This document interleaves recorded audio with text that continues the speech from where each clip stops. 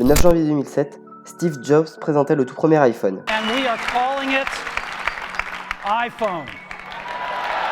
Et s'ils n'ont pas inventé le smartphone, il est clair qu'ils l'ont réinventé. Avant 2007, les seuls smartphones étaient loin de la vision d'Apple et ressemblaient plus ou moins à ça. Heureusement, les smartphones ont bien évolué d'ici là, et particulièrement le 20 février 2019.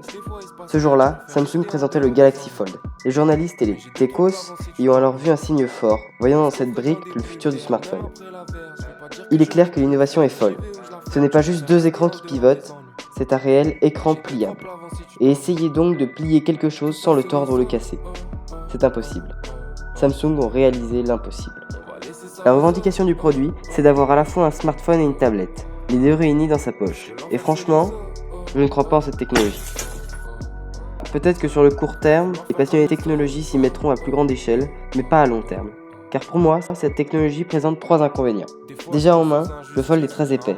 Et c'est normal, car les deux écrans font la même épaisseur qu'un smartphone du commun. Ça lui fait une excuse, mais ça n'enlève rien au problème. Pour qu'il soit aussi épais qu'un iPhone, qu'un Pixel ou qu'un autre S20, il faudrait que l'épaisseur des deux écrans soit divisée par 2. 0,5 x 2 faisant 1, le problème serait réglé. Mais ça veut dire qu'une fois déplié, il serait 2 fois plus fin, il serait plus fragile et moins agréable. La deuxième, c'est que pour moi une tablette est d'abord un écran auquel on peut brancher un clavier et un pencil pour les architectes ou les graphistes par exemple. Là, on ne peut faire ni l'un ni l'autre. Il est exactement ce qu'on reprochait à l'iPad il y a quelques années, être juste un grand iPhone.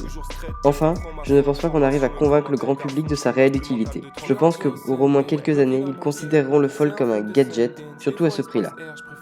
Là où je vois le futur du smartphone, c'est dans les lunettes connectées.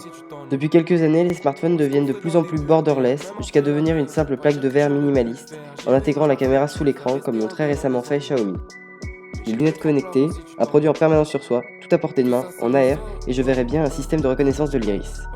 Pour les contrôler, pas besoin de faire de grands gestes devant tout le monde, pas besoin non plus de demander à Siri des choses que les gens n'ont pas besoin de savoir, les lunettes détectent les mouvements de vos yeux.